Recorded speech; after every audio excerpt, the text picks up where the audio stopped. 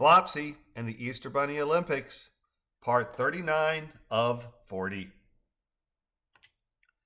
Standing before Shatek, Cedrinum regroups our fluffle into our new 4 wide but no longer 13 deep and now unequal length rows formation. You're nearly finished, Shatek says to us. You've raced hard, you've jumped high, and I wish each of you luck in becoming Easter bunnies. But regardless of where this final round finds you, I hope you look back with fondness and pride for having participated in the Easter Bunny Games. Good luck, good poise, good pageantry, and goodbye, she says, nodding to Cedrinum, who waves a paw towards her before marching us towards the center of the Wells Fargo Arena and our judgment at the paws of Tempestus Lacus. Marching along, I turn my head towards Bustle and ask, "How are you feeling?" "Absolutely recovered to a point where, oh, how cute, judging should be unaffected," she replies with a grin. "And what about you? Do you feel as though you're being delivered to Baal on his altar?" "My, that is dark. I'm confident that he won't attack me, physically at least." "Confident is a good word," Bustle says with a smile and nod. "I guess your falling bunnies make sense now." "I'm sorry," I ask. "Oh, just before we started our steeplechase, you said something about falling bunnies that went over my head," Bustle says, adding, "Sorry, that wasn't intended to be funny," in a contrite voice. Right. I remember. Wisteria and I had been talking about our rows of 13 and unlucky numbers and how the 4th round of games competition is statistically the most dangerous. I'm glad you're fine."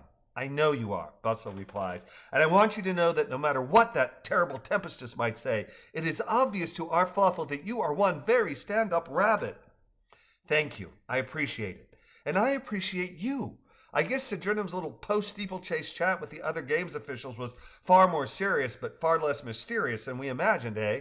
"Certainly seems so. I guess that's what happens when we have multiple injured in one race. Thank you, by the way, Bustle. Just having you next to me as I'm judged by Lacus will help. It really will." "Well, I'm glad that it will, and I'm sorry that you're feeling whatever it is that he's putting you through. I guess we can hope that he'll be more open-minded as a judge." "Well, it does spring eternal, but we've still got a full month of winter left, and I'm afraid I'm more likely to think my hope will hop away rather than stay in bloom." "Oh, hush, don't borrow trouble," she says as Cedrinum brings our Fluffle to a halt in the very center of Wells Fargo and instructs us to tighten our squad up in preparation of our poison, pageantry, judgment, and judge. Lacus looks down upon us from a platform that towers at least 10 meters above our heads. "Welcome," he declares, his voice sending a shiver down my spine from my neck to tail. "My name is Tempestus Lacus, and it's been my great pleasure to be your main judge. I received a message from Placid Paw's daughter just moments ago, and she wanted to let everybody know that Placid is resting comfortably at home watching the games on TV. So everybody wave to the camera," he shouted as he swept a paw in the direction he wished for us to wave. "I'm sure you all know how this works," he continued. "You line up from highest number to lowest there on my right, walk to the center of the stage, turn, bow or curtsy as appropriate, wave to me, wave to the audience, and look your cutest before exiting on the far side. There are not words to express how amazing it is to be here at the Easter Bunny Games in Monks River as compared to those held in the Omaha Arena. There's just something about Cherie Sawan bunnies competing in the center of Cherie Sawan that fills the heart of every Cherie Sawan loving bunny with pride.